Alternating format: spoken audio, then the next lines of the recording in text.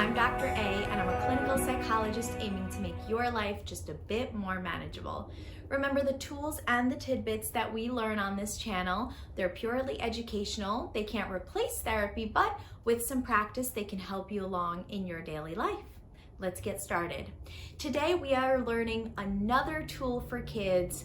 I have an earlier video which I'll link, which helped kids calm down by using their breathing, and it helped kids identify when they're starting to get upset. Today we're going to be teaching them a distraction tool and just a different self-soothing tool, and I'll show you one variation for them to do at home and one variation that they could do at school or somewhere else without a whole bunch of people noticing them. So the way that we're going to do this video is either you can watch it, the grown-ups in the child's life, and sort of teach your kid how to use some of the jargon that I'm using and how to actually use the tool to help them calm down. Or you can sit your child or your students or your nieces and nephews, the kids in your life, in front of this video, and I will guide the kids themselves along on how exactly to do this exercise. So from this point on, I will be speaking to the kids. Hi everyone, I'm Dr. A, and I'm here to teach you a brand new way to help you calm down when you get frustrated, when you get upset, when you get scared or worried about something. This tool will be very calming and very distracting for when you really need to feel better. Okay? So what we're gonna do is we're gonna sit however you wanna sit, but make sure you're sitting nice and straight, and you're gonna cross your arms like this. Okay? And what we're going to do is we are gonna breathe nice and deep. Keep breathing. And as we're breathing nice and slow like that, we are going to start to tap. We're gonna tap our left shoulder with our right hand, and we're gonna tap our right shoulder with our left hand. So we're gonna do crisscross applesauce tapping. And we're breathing, we're tapping, and one more thing, we're gonna count. You can count to 10, you can count to 20. I say let's do 10. We're gonna go 1, 2, 3, 4, 5, 6, 7, 8, 9, 10. Good. Then you can start over and do 10 more. However long you need to do the exercise to feel better, to not feel so mad, to not feel so frustrated.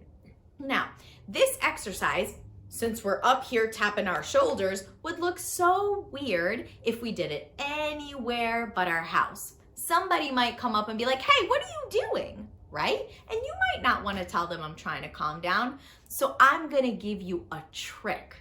I'm gonna give you a way to do this exercise that's calming, that helps distract your mind when your mind's bothering you, but I'm gonna give you a trick to do it so that nobody else has to know that you're doing it. What we're gonna do, you can't see my knees on the video, but I want you to cross your hands like this and put it on your knees. So mine are in the air, but imagine that mine are on my knees. And let's do the same exercise with our knees. Ready, steady, go. 1, 2, 3, 4. We're breathing nice and deep. 5, 6, 7, 8, 9, 10. Good. So we could do this way at home, but if we get really nervous at school, or at a store, or somewhere else, we could just put it on our knees and nobody will know what you're doing. It'll just look like you're going do do do do do do do do do do do, and nobody will have questions about it. But really, you will be doing what Dr. A taught you, which is just trying to calm down because you're feeling really angry or really scared or really mad, right? Okay. Now I want you guys to practice, because doing it one time won't help you feel better, but I want you to practice not just when you're getting upset, but I want you to practice in calm times too, when you're feeling good and happy, because if you practice a lot then when you do need this tool when you're feeling not so good, you can just pull it out and say, let me use that thing that I practiced lots and lots of times before. Great job. And again, I post Tuesdays and Thursdays, and in our next video, we'll be learning how to go with the flow. Easier said than done, right? This next video will be for kids, for adolescents, and for grown-ups. It'll be for people of different ages. And I will be teaching you how to be a little more flexible in your life, which is pretty difficult a lot of the time.